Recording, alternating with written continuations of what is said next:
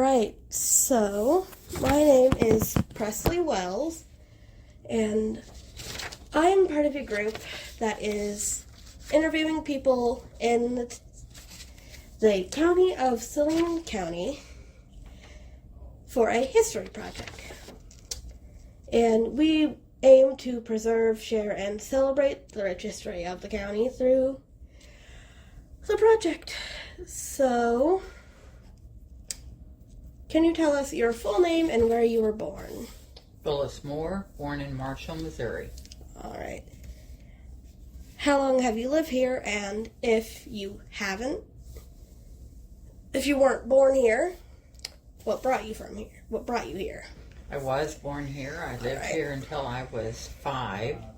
We moved to Arizona, and then we moved back here when I was 11. I left in 64 when I got married and moved back here in 76. Been here ever since. All right. What was your childhood like in growing up here? Probably as close to perfect as it could be. I grew up with one sibling. I have a brother 2 years older than I am. And I've always said I grew up on a lily pad because I never heard a crossword between my parents. They were married 73 and a half years before my mom passed away. So that, I think that, we did a lot of traveling. My dad always felt like the more things we saw, the more things we would be interested in. So, I would say a perfect childhood. What are some of your favorite memories from your early years? Well, I can remember back to the summer I was 3. And that's about the earliest memory I have. I remember my dad bought a new truck when I was 4. And he took my brother and 2 cousins out for ice cream. And I can remember one cousin was sitting on my lap, and her hair kept getting on my ice cream cone. But, I remember a lot of camping trips. When we lived in Arizona, we camped more than we did back here. And just always seemed to be having fun. Yeah, that's nice. So what did you do for fun and stuff while growing up? The world was different. We were free to ride our bicycles all over the place, which we did. Went swimming a lot. Played a lot of board games as a family. And a lot of church activities.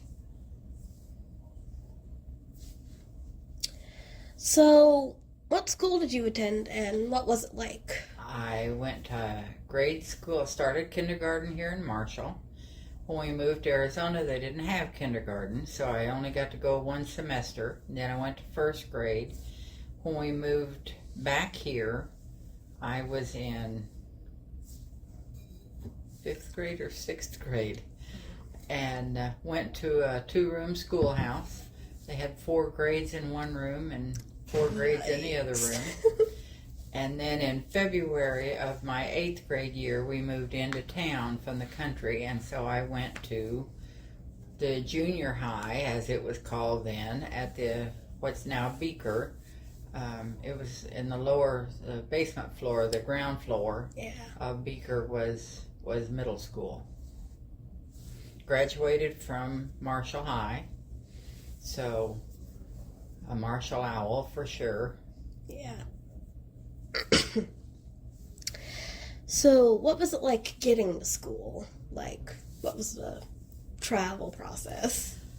We didn't ride a bus when we lived in town. We actually lived just a block from where this school is, and we walked to Beaker.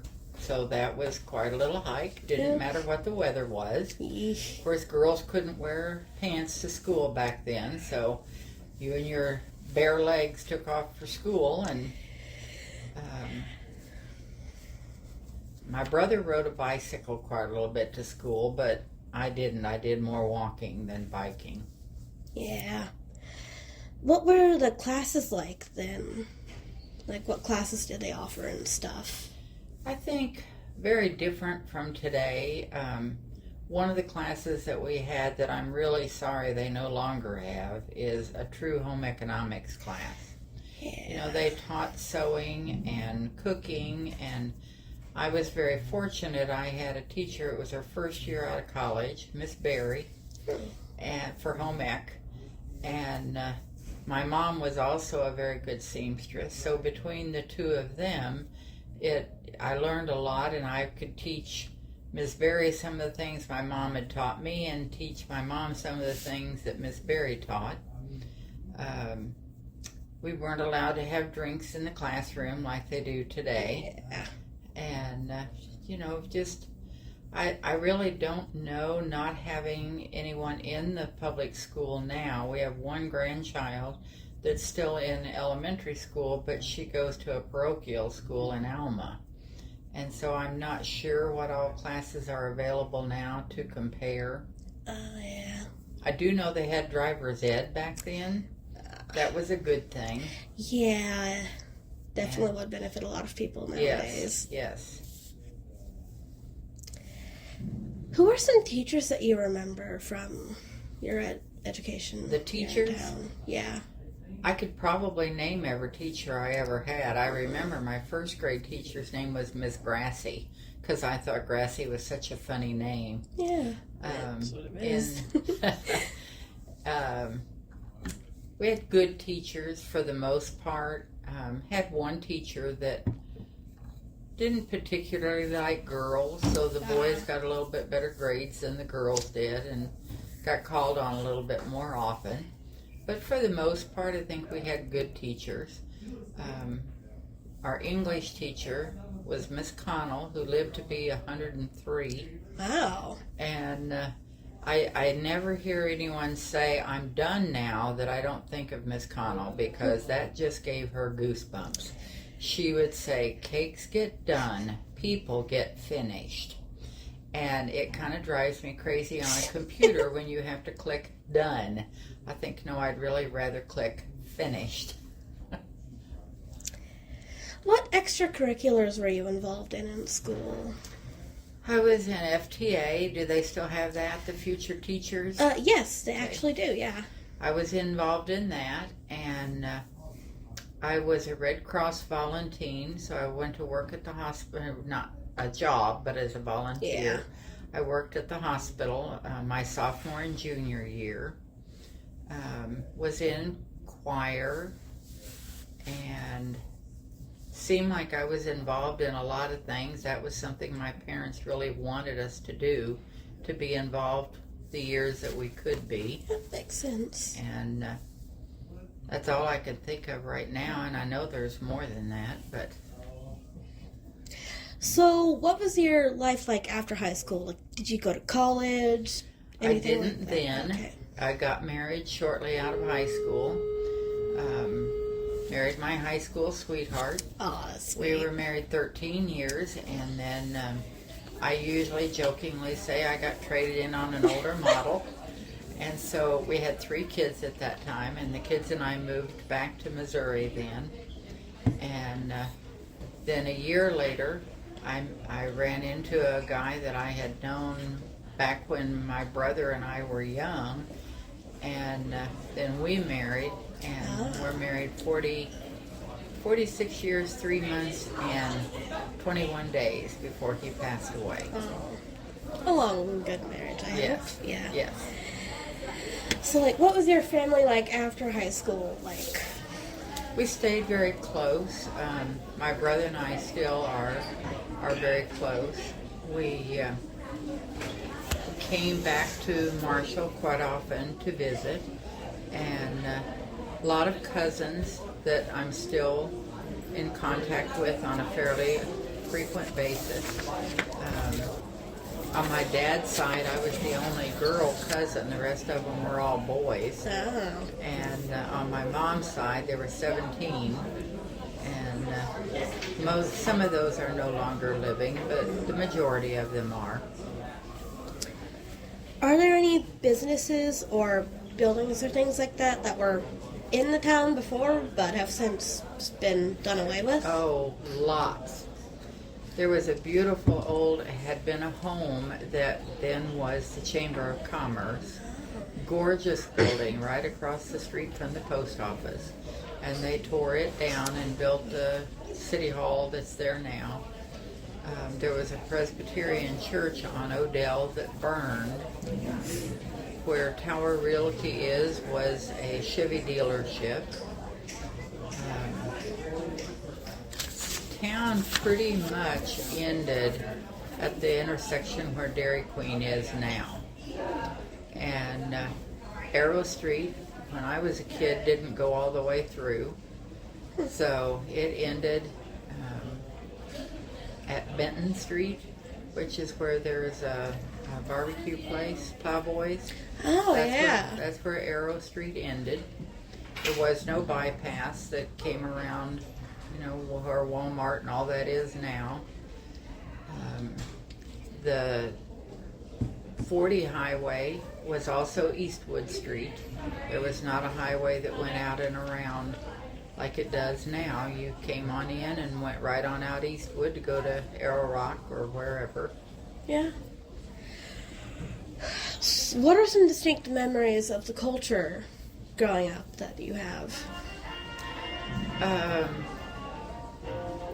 We did a lot of roller skating. We had a nice roller skating rink when I was a kid.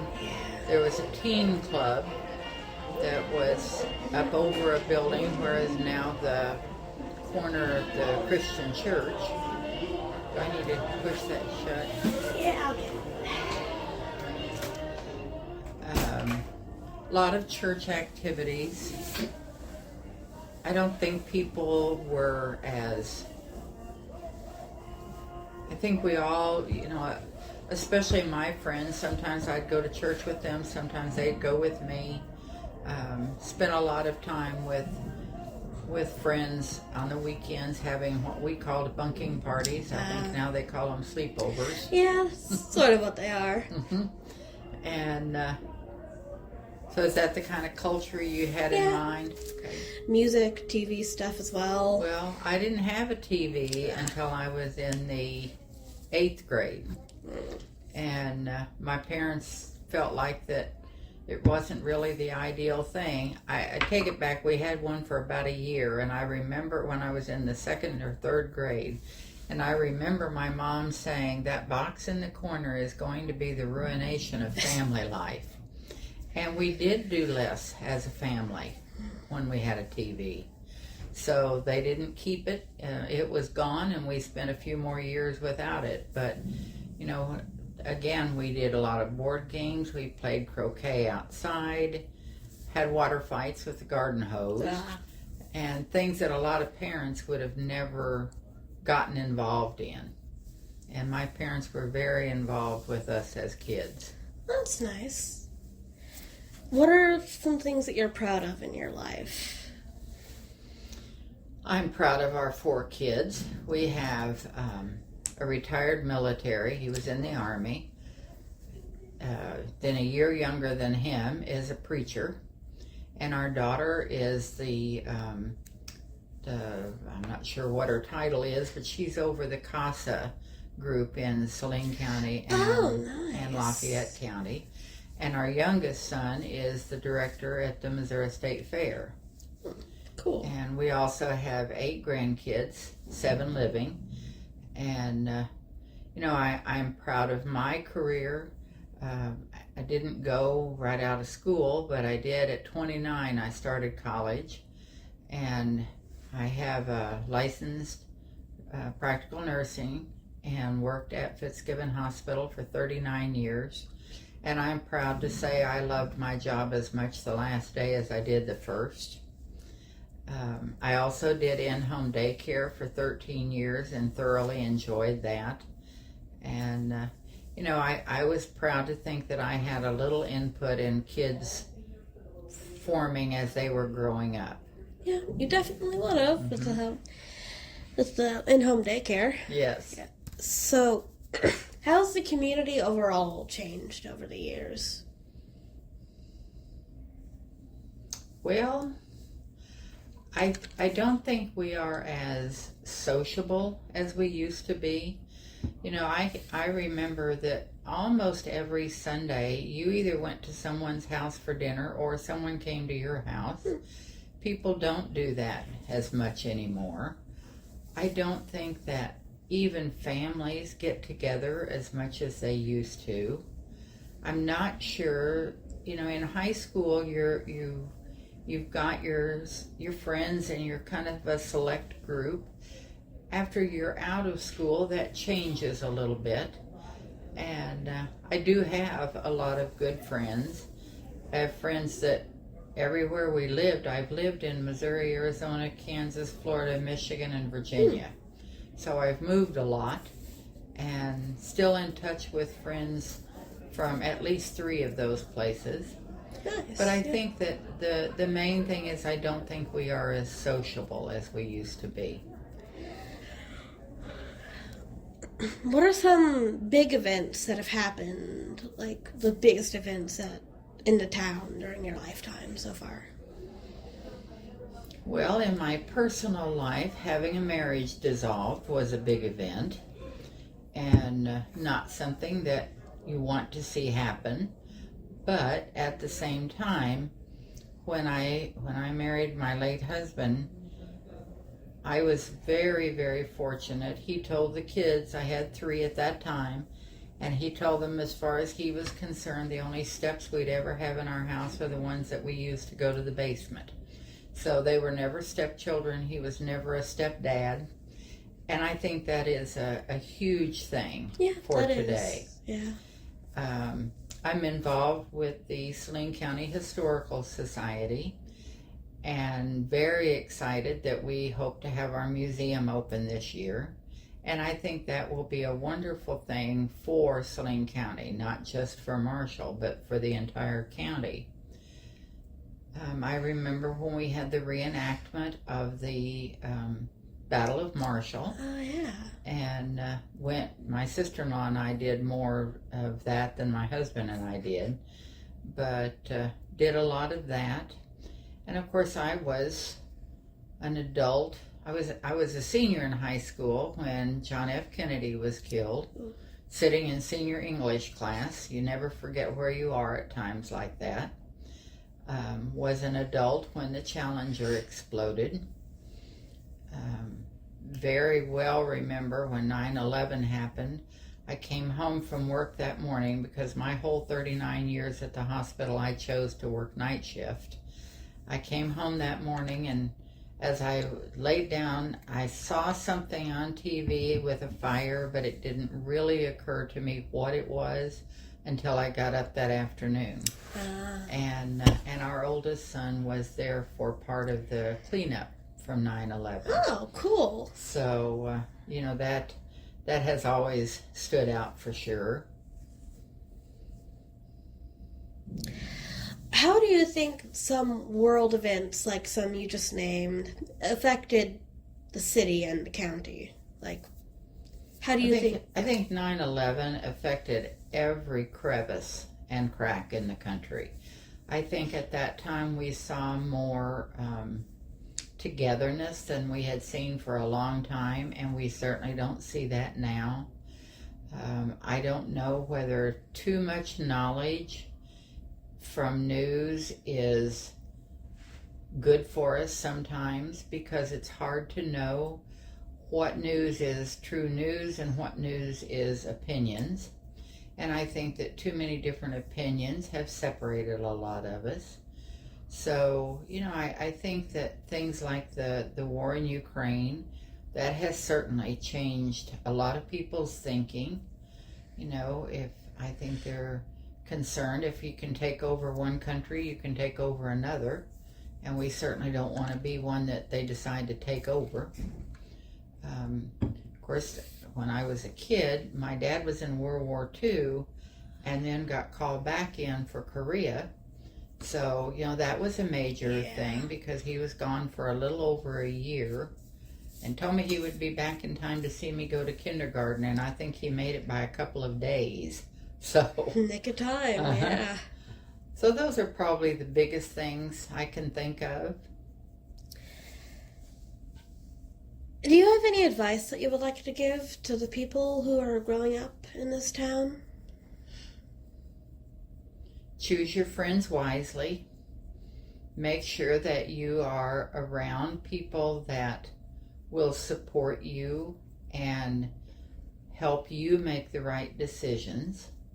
You know, one of the things that I have done in counted cross stitch and different things for graduates, especially in teaching and nursing, is people won't know how much you care until they won't know how much you care until you, now I can't even think of how it goes, and I should remember that. They won't care how much you know until you care how much you, till you know how much you care. Other way around. Is there anything else that you would like to share about the town and history of it? I think for you young people, I think it's important that you get involved in the history. Saline County is a wealth of history. You know, the steamboats landed at Arrow Rock and people got into their wagons, and 10 to 12 miles was a day's trip for horses pulling a wagon. So about every 10 to 12 miles there was at least one small town. A number of towns in Saline County are no longer here. You know, no one's heard of Sharon or, you know, some of those little towns for quite a few years. So learn the history, you know, get involved and be proud of the county that you live in. Jim the Wonder Dog, some people poo-poo that. My father-in-law was there up on the square the day that Mr. Van Arsdale told Jim to go find him a woman in a red dress, and he did. And, you know, learn about that, because wherever you live, you're going to want to tell stories about your hometown. And so to know that it was an important part of the Santa Fe Trail, to know that we had a dog that was able to choose the Kentucky Derby winner 3 years in a row, different things like that. I think that the older you get, the more proud you will be of those kind of things. And, you know, just always look in the mirror. If you are happy with the person you see, it doesn't matter what that person looks like. Be proud of the person that you see. All right, that is all. Thank you for your time. You're welcome.